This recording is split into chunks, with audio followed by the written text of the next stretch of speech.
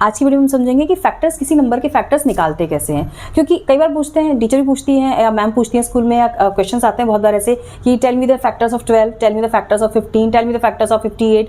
अब इस सिचुएशन में होता है कि फैक्टर्स निकालते कैसे हैं। यहाँ पे कुछ मेथड्स बताए गए हैं जिनके थ्रू आप फैक्टर्स निकाल सकते हैं। और प्रैक्टिस करते करते फिर ये होता है कि हमें फैक्टर्स अपने आप में समझने आने लग जाते हैं कि हाँ, इस नंबर के पर्टिकुलर फैक्टर्स हो सकते हैं। So let's understand how to find out the factors of a number. तो उसके कुछ मेथड्स हैं, तो हम एक एक करके सारे मेथड्स को समझेंगे। तो first is by finding factors.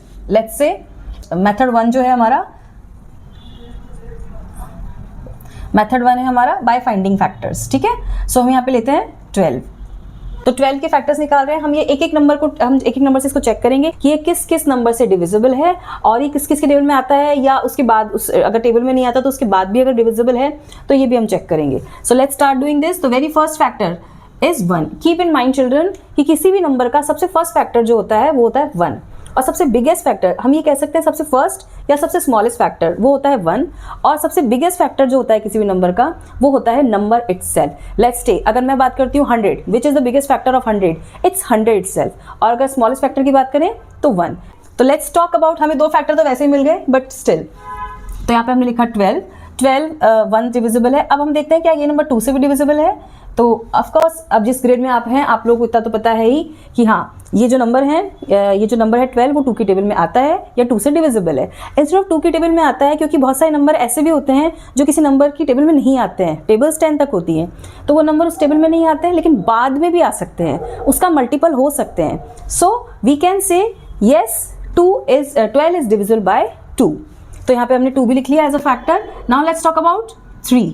Yes, 3 is also factor of 12 because 3 4s are 12. So 3 की टेबल में 12 आता है 4 times.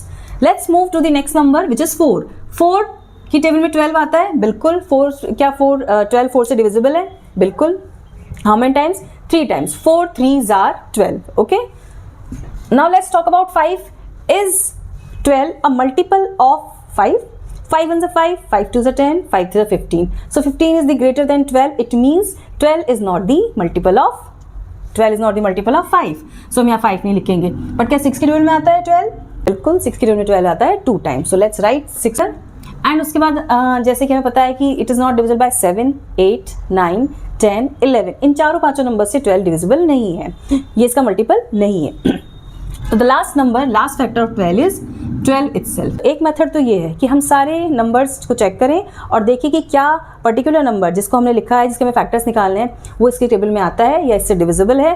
एक तरीका तो ये, but it is very time taking and very long process. Another method is by division method, मतलब हम डिवाइड करके देख सकते हैं कि कोई नंबर किसी दूसरे नंबर का फैक्टर है या नहीं। So let's take again 12 as an example. So हमने यहाँ पे 12 लिया। 12 सबसे पहले 12 को हमें जिस नंबर से डिवाइड करना है वो है 1। आपको स्टार्ट ही 1 से करना है। So let's divide 12 by 1। 12 divided by 1 is equals to, क्या 12 1 से डिविजिबल है? बिल्कुल डिविजिबल है। How many times? 12 times. Very simple. 12 divide by 1, answer is 12। Now 12 divided by, now next number after 1 is 2। हमें चेक करना है क्या ये नंबर 2 से भी डिविजिबल है। So let's do it. 12 divide bye 2 and 12 की टेबल में 2 की टेबल में 12 जो आता है वो आता है 6 टाइम्स, तो it is divisible by 2। Yes, 6 times. So now the next 12 divided bye 3। हम लाइन से करते जाएंगे जब तक हमें फैक्टर्स मिलते जा रहे हैं। सो 12 डिवाइड बाय 3, 12 जो है वो 3 की टेबल में आता है 4 times. So yes, 3 4s are 12, या 12 डिवाइड बाय 3 आंसर इज 4। अब बात करते हैं 12 डिवाइडेड बाय 4। क्या 12 4 से डिविजिबल है?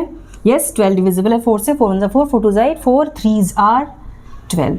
अगर आप यहाँ पे ध्यान से देखें तो हमने यहाँ पे अगर आप ध्यान से देखें तो यहाँ पे 3 है, यहाँ 4 है। अब यही सेम नंबर यहाँ पे रिपीट हो रहे हैं ऑपोजिट में। यहाँ पे 3 and 4 है और यहाँ पे 4 and 3 है, मतलब ये नंबर रिपीट हो रहे हैं। अब 3 and 4 वापस आ रहा है in the form of 4 and 3। तो in that case numbers are repeating. यहाँ पे नंबर्स जब रिपीट होना शुरू हो जाते हैं इसका मतलब फैक्टर्स आर फिनिश्ड, इसके आगे फैक्टर्स नहीं हैं। तो हम यहाँ पे इस लाइन को इरेज भी कर सकते हैं because numbers are repeating, that's why no need to write repeated numbers. तो अब इसका क्या मतलब हुआ, हम इसे कैसे सॉल्व करेंगे? So it means factors of 12, आपको इसको यू शेप में लेना है लाइक दिस। ये आपके जो फैक्टर्स हैं they will go in this way, right. So इसका मतलब हम स्टार्ट करेंगे factors of 12 or factors of 12, अब कैसे स्टार्ट करेंगे, हम यहाँ से स्टार्ट करेंगे 1. The very first factor of 12 is 1, the second factor is 2, the third factor is 3. अब हम यू टर्न ले लेंगे. The fourth factor is 4, the fifth factor is 6 and the biggest factor of 12 is 12 itself. So this is one another way to find out the factors of a particular number by division method. तो ये हमारा एक और तरीका है which is actually applicable और जो कि appropriate method भी है किसी भी नंबर के factors को निकालने का. Next method by which we can find out the factor which is multiplication. So next method of finding factors is by multiplication. अब multiplication में हम क्या करते हैं, वही जैसे हमने डिवीजन में किया इसमें हम मल्टीप्लाई करेंगे. डिवीजन मेथड में हमने डिवाइड करके चेक किया, इसमें हम मल्टीप्लाई करके चेक करेंगे. सो यहाँ पे द वेरी फर्स्ट थिंग कि हमें क्या करना है, हम मल्टीप्लाई करेंगे 12 मल्टीप्लाई बाय 1. वहाँ पे हमने 12 को 1 से डिवाइड किया था, यहाँ हम क्योंकि मल्टीप्लिकेशन मेथड है तो यहाँ हम 12 को 1 से मल्टीप्लाई करेंगे. सो इट्स 12 1 12 और आपका आंसर हर जगह यहाँ पे 12 आना चाहिए. वहाँ पर हमारे अलग अलग फैक्टर्स आए थे, वहाँ पे हमारा जो डिविडेंड था वो कांस्टेंट था, वो फिक्स था और बाकी चीज़ें बदल रही थी, लेकिन यहाँ पे हमारा जो आंसर है, जो प्रोडक्ट है वो फिक्स रहेगा 12. इसको मैं कर देती हूँ 1 multiply by 12. So it will be easy for you to understand. अब मैंने 1 को 12 से मल्टीप्लाई किया, अब 2, नेक्स्ट नंबर इज 2. अब मैं 2 को किससे मल्टीप्लाई करूँ कि मेरा आंसर अगेन 12 आ जाए. So of course 2 6 are 12, 2 6 are 12. तो यहाँ पे 2 को मल्टीप्लाई किया 6 से, आंसर आया 12, मतलब यहाँ 12 ही आना चाहिए. नेक्स्ट नंबर देखते हैं, 1 ले लिया, 2 ले लिया. Let's take next number 3. 3 को किससे मल्टीप्लाई करें कि हमारे पास 12 ही आ जाए. सो 3 1 3, 3 2 6, 3 3 9, 3 4 आर 12. It's 4, right. 3 4 आर 12. अब नेक्स्ट नंबर 4, ठीक है 4 ले लेते हैं. 4 multiply by 3, 4 multiply by 3 equals to 12. अब आपने अगर ध्यान से ऑब्जर्व किया हो तो अगेन नंबर्स आर रिपीटिंग, मतलब ये जो नंबर्स यहाँ पर 3 and 4 थे ये वापस आ गए, ये 4 वापस आ गया एंड ये 3 भी वापस आ गया. It means again factors are repeating and in that case there is no need to write the factors, no need to repeat the numbers. तो यहाँ पे हम क्या करेंगे, इसे इरेज कर देंगे and again we are finished with factors. आप बोलेंगे मैम ये तो फैक्टर्स कैसे आए. So this is again in U shape, again ये यू शेप बनेगी और आपके again this is in U shape और आपके फैक्टर्स मिल गए आपको. These are the factors. So factors of 12 are 1, now this is 2, this is 3,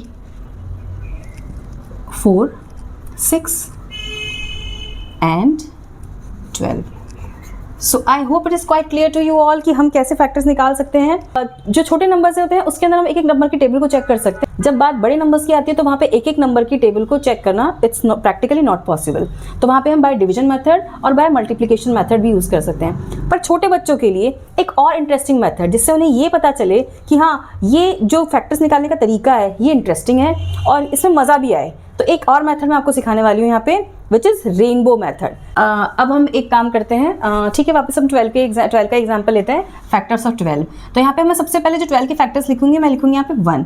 मुझे इनका पेयर बनाना है. 1 के टेबल में 12 कब आता है या 1 जो है वो 12 को कितने टाइम्स डिवाइड कर सकता है. सो दिस इज 12 टाइम्स. 1 की टेबल में 12 आता है 12 टाइम्स. Very simple. तो एक हमने 1 यहाँ लिख दिया and the biggest factor, smallest factor and the biggest factor we have written like this. Now the next number which is 2. अब आपको फिर इसका हमने इनका पेयर बना लिया. 1 12 are 12.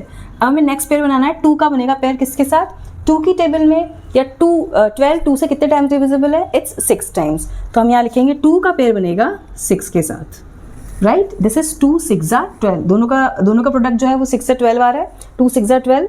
Now let's move to the next number which is 3. 3 की table में 12 को आता है 4 टाइम्स. 3 4 आर 12. अब अगर आप इसको चेक करें 1 12 आर 12 और 12 1 are 12. 2 6 are 12 and 6 2 are 12. 3 4 are 12 and 4 3 are 12. जैसे कि हमने अभी तक में देखा जितने मेथड्स में जहाँ भी नंबर रिपीट होने लग गए थे वहाँ पे हमने इसे क्या कर दिया था, स्टॉप कर दिया था.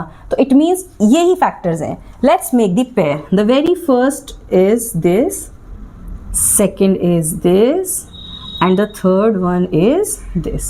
So this is how you can make a rainbow and now you can color this. जो भी बच्चे इसको सीख रहे हैं वो उसे कलर कर सकते हैं. It will become a beautiful rainbow and you will understand कि जिस भी नंबर का पेयर नहीं है इसका मतलब कुछ गड़बड़ है. इसका मतलब हमने कोई फैक्टर मिस कर दिया है या कोई फैक्टर हमारा हमने नहीं लिया है. तो इस तरीके से हम एक इस फाइंडिंग फैक्टर्स वाली जो एक्सरसाइज है इसको और भी इंटरेस्टिंग बना सकते हैं by making a rainbow.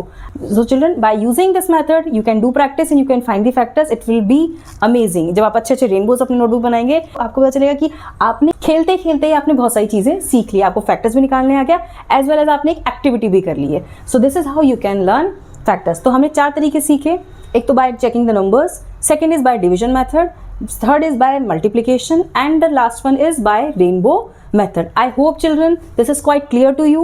So keep practicing, क्योंकि बिना प्रैक्टिस के, बिना कॉन्सेप्ट क्लियरिटी के, मैंने समझा तो दिया लेकिन जब तक आप इसकी प्रैक्टिस नहीं करेंगे you will not able to understand the concept. So just keep practicing till the next video. Bye bye.